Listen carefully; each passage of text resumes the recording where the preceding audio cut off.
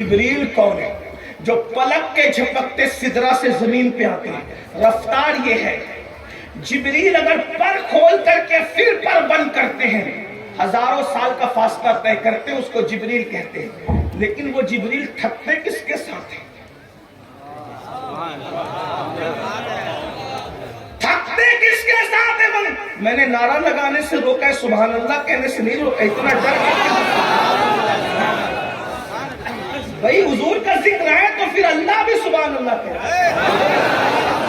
میں لوگوں کو کہتا ہوں کہ جب اللہ کے رسول کا ذکر آتا ہے تو اللہ بھی سبحان اللہ کہتا ہے۔ لوگ کہتے ہیں وہ کیسے کہتے ہیں؟ میں نے کہا سبحان الذی، اللہ خود کہتا ہے نا، پہلے ذکر مصطفیٰ آ رہا ہے تو پہلے خود ہی کہہ رہے ہیں سبحان الذی، خود کہہ رہا ہے اللہ پاک ہے، تو آپ بھی کہیے نا۔ لیکن میں تھوڑی سی بات آپ کو بتاؤں، اگرچہ بنگال میں یہ شعر کی تشریح تھوڑی مشکل ہے، اس لیے کہ یہاں کے لوگ بنگلہ زبان بنگلہ ہی بولتے ہیں۔ ہاں، لکھنؤ اور دلی والوں کو اس کی سمجھ نہیں آ سکتی تو بنگلہ والوں کو اس کی سمجھ کم آئے گی، لیکن میں کوئی اس میں ڈروں گا نہیں۔ کیوں؟ اس لیے کہ زبان سمجھ میں آئے نہ آئے، عشق کے جذبات سب کے یکساں ہوتے ہیں۔ زبان والوں کو سمجھانا مشکل ہے، عشق والوں کو سمجھانا مشکل نہیں ہے۔ اور پھر اگر خانقاہ بخاریہ کے سید کے قدموں میں بیٹھے ہو تو اور زیادہ آسان ہو جاتی ہے۔ غور فرمائیں، وہ جبریل جو پر پھیلا کر صرف سمیٹ لے تو ہزاروں سال کا فاصلہ طے کر لیتے ہیں، اس جبریل کو تھکانا کوئی معمولی کام، اور تھکن بھی کون سی تھکن؟ میں کوئی بہت مفکر اور علم والا آدمی نہیں ہوں، نقیب صاحب نے بڑی نوازش کی، دعا کرتا ہوں کہ اللہ ان کے جملوں کو میرے لیے دعا بنا کے قبول کرے، لیکن شاید یہ مجھے جانتے نہیں ہیں اس لیے انہوں نے اتنی بڑی باتیں کہہ دی۔ اللہ ان کے حسن ظن کی لاج رکھے، اور یہ جو دعائیں انہوں نے میرے لیے کہ اللہ وہی دعائیں ان کے حق میں قبول کرے، اللہ ہمارے علماء کو حسن ظن کی لاج رکھے۔ لیکن امام اہل سنت جو 108 علوم و فنون کے ماہر تھے، انہوں نے جبریل علیہ السلام کی تھکن بیان کی، معراج میں جو تھکن جبریل ہے اس کو بیان کیا۔ دیکھو تھکن 3 قسم کی ہوگی، توجہ ہے آپ کی؟ آپ تھک جانا تو خاموش ہو جانا، میں سمجھ جاؤں گا کہ میں نے بیٹھ جانا ہے، ویسے تو میں بیٹھ ہی گیا ہوں لیکن میں نے ہٹ جانا ہے، ٹھیک ہے؟ توجہ ہے آپ کی؟ تھکن کتنی قسم کی ہوتی ہے؟ جب کوئی کسی کے ساتھ چلتا ہے، جب کوئی کسی کے ساتھ چلتا ہے تو چلتے چلتے وہ تھک جاتا ہے، وہ تھک جاتا ہے، تو تھکنے سے وہ چلنا کم کر دیتا ہے، لیکن تھک کر ابھی وہ ہمت اور اس کا شوق کہتا ہے کہ چلو، چلتے ہیں۔ تو تھکنے کے بعد بھی وہ جو چلنے والا تیز رفتار سوار ہے وہ اس کا دامن پکڑ لیتا ہے، یہ دوسری قسم کی تھکن۔ پہلے تھک جانا، پھر دامن پکڑ کر اس کے سہارے چلنا، اور نمبر 3 پھر اتنی تھکن ہو جاتی ہے کہ دامن چھوٹ جاتا ہے اور چلنے والا بیٹھ جاتا ہے، اب نہ پیر ساتھ دیتے ہیں نہ دامن ساتھ دیتا ہے، تو وہ حیرت سے جانے والے کو صرف دیکھتا رہتا ہے۔ یہ تیسرے نمبر کی تھکن ہے، پہلے تھک جانا، پھر دامن پکڑ لینا، پھر تھک کر کے چلنے کے قابل نہ رہنا تو دامن کا چھوٹ جانا، اور جانے والے کو صرف نظروں سے ٹکٹکی مان کر شوق سے دیکھنا۔ وہ جبریل جو پر کھول کے بند کرے تو ہزاروں سال کا فاصلہ طے کرے۔ جب معراج میں میرے نبی کے ساتھ چلے تھے تو حلیمہ کی بکریوں کے پیچھے چلنے والا میرا نبی جب اپنی شان کے مطابق آگے بڑھا تو امام اب جبریل کی تینوں تھکن کو بیان کرتے۔ نمبر 1، تھکے تھے روح الامی کے بازو، کہاں وہ دامن، کہاں وہ پہلو، تھکے تھے روح الامی کے بازو، کہاں وہ دامن، کہاں وہ پہلو، رکاب چھوٹی، امید ٹوٹی، نگاہیں حسرت کے ولولے۔ سبحان اللہ، سبحان اللہ، واہ کیا بات ہے۔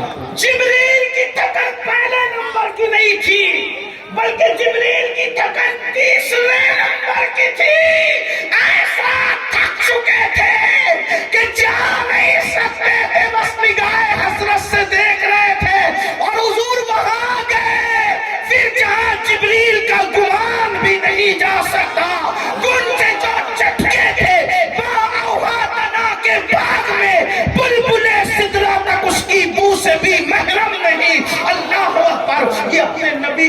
ہے لیکن आजिज़ी देखो। अल्लाह अल्लाह, वो बुढ़िया किसी का इंतजार कर रही है। इंतजार करते हुए दाएं बाएं आगे पीछे देखती है। एक जवान मनमोहनी सूरत वाला आता है, आकर के खड़ा होता है, कहता है माई किसका इंतजार है? माई किसका इंतजार है? बुढ़िया ने कहा ए जवान, कोई मजदूर चाहिए, मेरा सामान बिका नहीं है, मैं उसको सर पे उठा के घर नहीं ले जा सकती, मेरा सामान कोई उठा करके ले जाए। उस जवान ने कहा माई मैं उठा दूं? हाय हाय, गौर तो न मजहब देखा, न इलाका देखा, न बिरादरी देखी। देखे तो सही, लोग कहते हैं ये दहशतगर्दी और वो नफरत, हमारे यहाँ नफरतें है ही नहीं। हमारा मजहब तो कहते हैं मोहब्बत सबके लिए, नफरत किसी के लिए नहीं। हम नफरत कहाँ से लाए? इसलिए कि नफरत क्या नफरत है। हाँ अलबत्ता ये जरूर है जिससे अल्लाह व रसूल हुक्म देते फिर हम उस पर अमल करने के लिए लाजिम हमारे लिए, क्योंकि हम पाबंद हैं कुरान और सुन्नत के। फिर क्या हुआ, उस जवान ने उस बुढ़िया का सामान अपने सर पे उठाया, उठा करके बुढ़िया आगे चली, जवान पीछे चला, उसका घर आया, उस जवान ने सामान रख दिया। बुढ़िया ने कहा बेटे मेरे पास मजदूरी देने के लिए पैसे नहीं। जवान ने कहा माई अगर तू मजदूरी देने के लिए पैसे नहीं रखती तो मैं कोई मजदूर भी नहीं, मैं कोई मजदूर नहीं हूँ, मैंने तो इंसानियत के नाते तेरी मदद की है, मैंने कोई मजदूरी नहीं की है। उस बुढ़िया को प्यार आ गया। उस जवान ने कहा अच्छा मैं चलूं? उसने कहा रुक, तेरी सूरत बड़ी प्यारी है, तेरी सूरत मन को भाती है, मन भाती तेरी सूरत है, मजदूरी तो नहीं दे सकती, चंद जुमलों का बोझ तेरे दामन में डाल देती हूँ। इसलिए कि पैसों से ज्यादा कीमती कभी कभी नसीहतें होती है। ए जवान इधर आ, गौर से सुन, मक्के में हंगामा है, मक्के में तूफान है, भाई भाई में इख्तिलाफ है, चचा भतीजे में इख्तिलाफ है, मामू भांजे में इख्तिलाफ है, माँ बाप औलाद में इख्तिलाफ है। का क्यों? का एक शख्स उठा है, अब्दुल मुत्तलिब का पोता है, अब्दुल्लाह का बेटा है, अबू तालिब का भतीजा है, मोहम्मद उसका नाम है, नबुव्वत का ऐलान किया है। बेटे उसकी जबान में इतनी तासीर है कि जो उसका हो जाता है उसी का होकर रह जाता है। तू उसके कभी करीब मत जाना, अगर तू उसके करीब जाएगा तो तुझ जैसा अच्छा जवान भी उसी का होकर के रह जाएगा। आपने पूछा माई क्या उस जवान को तूने देखा? मैंने अभी तक देखा नहीं, उसकी बात सुनी नहीं सुनी, लेकिन बस इतना सुन रखा है। देखो प्रोपेगेंडा कितना खतरनाक होता है, याद रखना प्रोपेगेंडे को अपने किरदार से डैमेज करना जरूरी होता है, प्रोपेगेंडे को अपने किरदार से खत्म करना जरूरी होता है। और दुनिया जब प्रोपेगेंडा करती है तो फायदा हमको होता है। क्यों? ताकि हम अपने आप को बताएं कि हम कौन है। अगर दुनिया प्रोपेगेंडा कर रही तो करने दीजिए, अपने अखलाक से बताइए, किरदार से बताइए, सीरत मुस्तफा से बताइए हम कौन है। अल्लाह अकबर। आका ने क्या पूछा कि तू उसको सुन चुकी है? उसको देखने मैंने नहीं देखा। तो कहता है मगर तेरी सूरत प्यारी थी, मैंने चंद नसीहत के जुमले तेरे दामन में डाल दिए। बड़ी सादगी से मेरे मासूम ने कहा, बल्कि सज्जदुल मासूमीन ने कहा कि माई तसव्वुर करो जिस मोहम्मद की मुखालफत तुम कर रही हो, अगर वो मोहम्मद मैं ही हूँ तो तुम्हारा रिएक्शन क्या होगी, तुम्हारा क्या अंदाज होगा? उस बुढ़िया ने कहा अगर वो मोहम्मद तू ही है तो सारा मक्का झूठ बोल रहा है, तू सच्चा है। कलमा पढ़ के मुसलमान। सुभान अल्लाह, सुभान अल्लाह।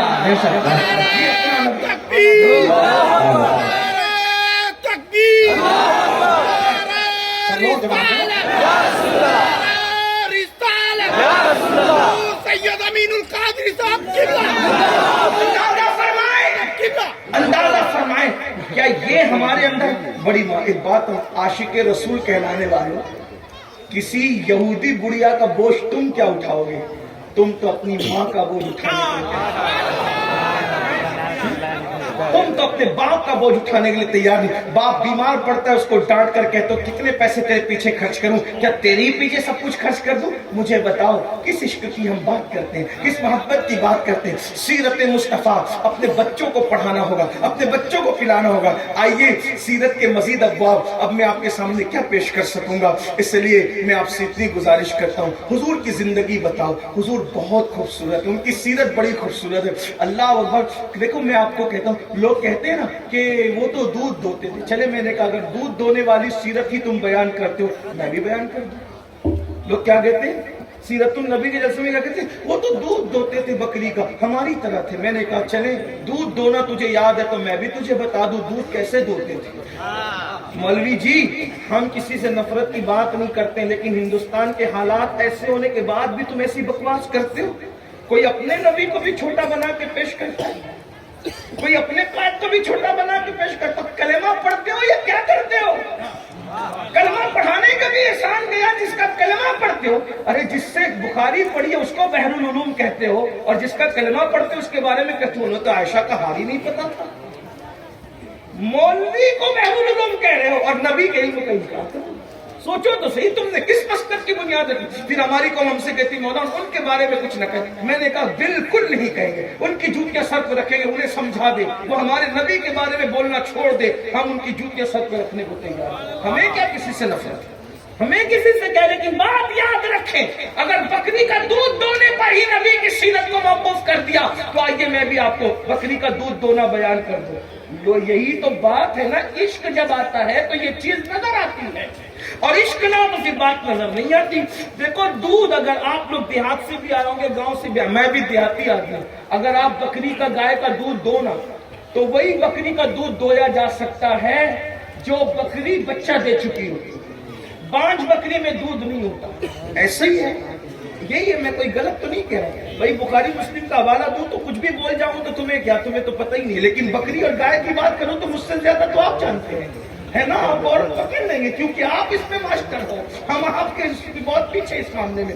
बोलो यही बात है ना, वो बांझ बकरी दूध देती है नहीं देती, और बांझ भी और बीमार भी हो तो देती है नहीं देती। अगर कोई बकरी दूध भी दे तो कितना देती, लीटर 2 लीटर 5 लीटर। मगर आओ, अगर बकरी का दूध दोने पर ही तुमने सीरत को मौकूफ किया है तो मुझसे भी दूध का दोना सीरत में सुन लो। अल्लाह के रसूल हिजरत के लिए जब मक्के से मदीने मुनव्वरा चले, रास्ते में सिद्दीक अकबर को भूख लगी, भूख की वजह से सिद्दीक अकबर के चेहरे पे आसार जाहिर हुए, तो अल्लाह के रसूल ने सिद्दीक की भूख का ख्याल करते एक झोपड़ा देखा। उस झोपड़े में एक औरत थी, उसका नाम उम्मे माबद था। उम्मे माबद के पास सिद्दीक अकबर के साथ हुजूर गए और सिद्दीक अकबर से कहा अबू बकर इससे पूछो क्या ये कुछ खिला सकती है। हुजूर ने खुद नहीं कहा, हुजूर ने पूरी जिंदगी किसी से कुछ मांगा ही नहीं, लेकिन जब बात आई है कुछ पूछने की तो सिद्दीक अकबर को आगे किया। अबू बकर पूछो ये कुछ खिला सकती है। उम्मे माबद से सिद्दीक अकबर ने पूछा कुछ खिला पिला सकती हो? कहा घर में कुछ नहीं है और खिला सकती थी, मेरे पास बकरियां हैं, लेकिन सारे बकरियां मेरी जो है जंगल जा चुकी हैं। ये बीमार बांझ बकरी पड़ी हुई है जो खड़े भी नहीं हो सकती है, इसलिए मैं कोई कुछ नहीं खिला सकती। तो सरकार ने सिद्दीक अकबर से कहा इसको बोल के यही बकरी हमें दे दे, हम इस बकरी से दूध निकालेंगे। तो उसने कहा मैंने कहा ना कि ये बांझ भी और बीमार भी है। तो उस वक्त सिद्दीक अकबर से सरकार ने कहा इसको बोल के दे दे। सिद्दीक अकबर ये नहीं कहते जो बांझ बकरी दूध नहीं देती, बीमार बकरी दूध नहीं देती। सिद्दीक जानते थे ये जो कह देते वही हो जाता है। अल्लाह अकबर, अल्लाह अकबर। फिर मेरे आका ने कहा इससे बोल के बकरी दे दे। उसने बकरी उठाई, बीमार बकरी दे दी। आका ने बिस्मिल्लाह पढ़ के बकरी पे हाथ फेरा, बकरी उठकर खड़ी हो गई। खड़ी होने के बाद पानी मंगवाया, बर्तन मंगवाया, पानी लिया, हाथ जो बिस्मिल्लाह पढ़ के थन को लगाया। उम्मे बाबत देख रही है, उम्मे बाबत ये क्या हो रहा है, मेरी बकरी उठ के खड़ी हो गई, उसके थन भर गए। फिर उसके बाद हुजूर ने दूध दोना शुरू किया। एक बर्तन भरा का दूसरा ला, दूसरा भरा तीसरा ला, तीसरा भरा चौथा ला, चौथा देखती रह गई। 5 बकरी से घर के सारे बर्तन दूध से भर गए। खुद पिया, सिद्दीक को पिलाया, उम्मे माबद को पिलाया और आगे को बढ़े। उम्मे माबद का शौहर आया, आकर के कहता है दूध कहां से आया? वो तो नाम ही पूछना भूल गई थी। उसने कहा शौहर से एक बरकत वाला आया था, वो सारी बरकतें छोड़ गया। उसका नाम का वो बरकत वाला था, मैं उसको नहीं जानती लेकिन देख دیکھوں گی تو پہچان جاؤں گی. وہ کہہ رہے تھے کہ ہم مدینے جانے والے ہیں. معبد کے شوہر نے کہا پھر چلو ایسے برکت والے کی زیارت کریں. جب پہنچے مدینے منورہ میں تو ڈھونڈنے لگے.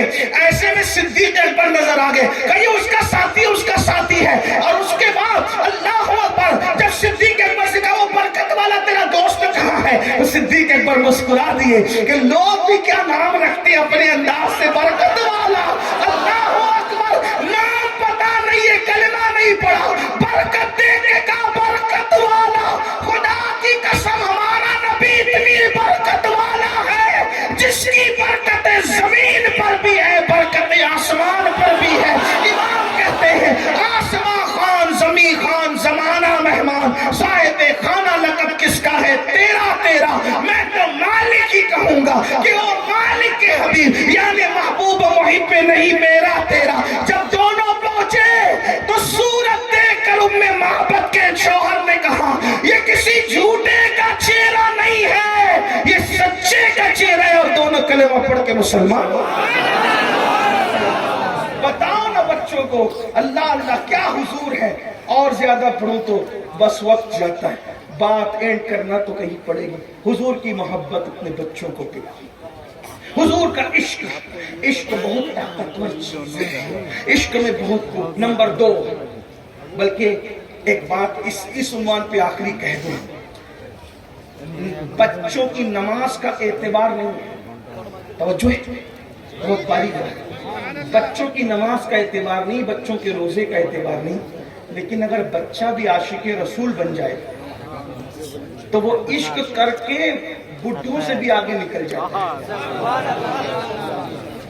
بچے کی نماز بڑوں کی نماز کی اہمیت نہیں پا سکتی, بچوں کے روزے بڑوں کے روزے کی اہمیت نہیں پا سکتے. لیکن بچہ اگر عشق کر لے تو بڈھے پیچھے ہو جاتے ہیں اور وہ آگے نکل. عشق وہ چیز ہے جو بوڑھوں سے بھی آگے نکالتی ہے. پڑھ دیتا ہوں حدیث پاک.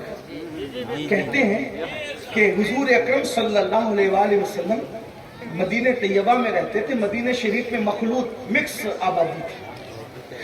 آبادی تھی. یہود بھی رہتے تھے, عیسائی بھی رہتے تھے, مشرکین بھی رہتے تھے, صحابہ بھی, مومنین بھی رہتے تھے. ایک یہودی کا چھوٹا سا بچہ تھا. ایک مرتبہ وہ گھر سے نکل کے کہیں جا رہا تھا, حضور پہ نظر پڑی, اللہ کے رسول پہ نظر, ننھا سا حضور پہ نظر, پوچھا کون ہے, کہا یہ ہمارے نبی ہیں. وہ بچے کو عشق, حضور سے عشق, آقا سے محبت ہوگی. اور وہ بچہ یہودی کا ہو کر, دیکھو یاد رکھنا یہ اللہ کی شان ہے, اگر چاہے تو یہودی کے بچے کو عشق دے دے, اور اگر چاہے تو کلمہ پڑھنے والے کو بھی عشق سے محروم کر. عبداللہ ابن ابی کلمہ پڑھ کے بڈھا ہو کر بھی حضور سے عشق نہیں کرتا تھا, کلمہ پڑھا ہے نا. رئیس المنافقین جس کو کہتے ہیں, وہ بدبخت منافق کے منافق رہا. اللہ اکبر. اور یہودی کے بچے کو عشق مل گیا. وہ آتا جاتا رہتا, مسجد نبوی میں حضور کی خدمت کرتا, کبھی مسواک پیش کرتا, کبھی پانی رکھ دیتا, وغیرہ وغیرہ. کسی نے اس کے باپ کو چگلی کر دی. چگلی کیا کی کہ دیکھ تیرا بیٹا تو مسلمانوں کے پیغمبر کے ساتھ اٹھنے بیٹھنے لگا ہے, اور وہ عشق کرتا ہے, ان سے محبت کرتا ہے, ان سے پیار کرتا ہے, اور وہ بھی اس سے پیار کرنے لگے. وہ یہودی نے اپنے بچے سے کہا اب تم گھر کے باہر نہیں جانا, تم گھر کے باہر نہیں جا سکتے. روک دیا اور کہا کہ تم نہیں جا سکتے گھر کے باہر. وہ رک گیا. تو حضور علیہ السلام کو جب چند دن تک اس نے نہیں دیکھا تو اس کے دل کے عشق کی آگ ایسی بھڑکی کہ حضور کو نہ دیکھنے کی بنیاد پر وہ روتا رہتا, اور روتے روتے وہ بیمار ہو گیا. یہودی کا چھوٹا سا بچہ, 6-8 سال کا بچہ, چند دن تک آقا کو نہیں دیکھا, روتے روتے بیمار پڑ گیا. آپ سے پوچھتا ہوں سنیو, تم تو اور ہم تو پیدائشی مسلمان ہیں, کبھی حضور کے لیے بھی ہمیں رونا آتا ہے, حضور کے عشق میں بھی ہمیں رونا آتا ہے. بڑی معذرت کے ساتھ ہیرو ہیروئن کے جدائی کے مناظر فلموں میں دیکھ کے روتے ہو, غزل سن کے روتے ہو, سیریل دیکھ کر روتے ہو, کبھی آقا کے عشق میں بھی رونا آیا ہے؟ اللہ اکبر. سوچو عشق کی بات کس سے کرتے ہیں, دل کس سے لگایا ہے, یہی تو رونا ہے. میری قوم جس دن عاشق رسول بنے گی اس دن ایک انقلاب کا دن ہوگا, اس دن ایک تبدیلی کا دن ہوگا. بہرحال تو وہ روتے روتے بیمار پڑ گیا. باپ مالدار تھا, بہت علاج کرایا, 1 سے طبیب بلائے, حکیم بلائے, سب بلائے, لیکن دوا نے اثر نہیں کیا. ہمارے دادا مرشد کہتے ہیں مرض عشق کا بیمار بھی کیا ہوتا ہے, جتنی کرتا ہے دوا درد سوا ہوتا ہے. اور حضرت استاد زمن نے کہا تھا, وہ کہتے ہیں میرے دل کو درد الفت وہ سکون دے الہی, میری بے قراریوں کو نہ کبھی قرار آئے. اللہ اکبر. وہ بیمار بڑھتی گئی بڑھتی گئی بڑھتی گئی. ایک دن وہ بچہ بستر پر پڑا تھا, مرنے کے قریب تھا. باپ بیٹھے بیٹھے اس کو دیکھ کر کے رو رہا تھا. باپ کو روتا دیکھا, دل نرم دیکھا, تو ننھے سے بچے نے فائدہ اٹھا کر کہا, بابا بہت دن تک کہ اب میں حیات نہیں رہوں گا بابا, بابا میں مر جاؤں گا بابا, لیکن ایک چیز آپ کو جاتے جاتے کہہ کے جانا چاہتا ہوں. باپ نے کہا کاش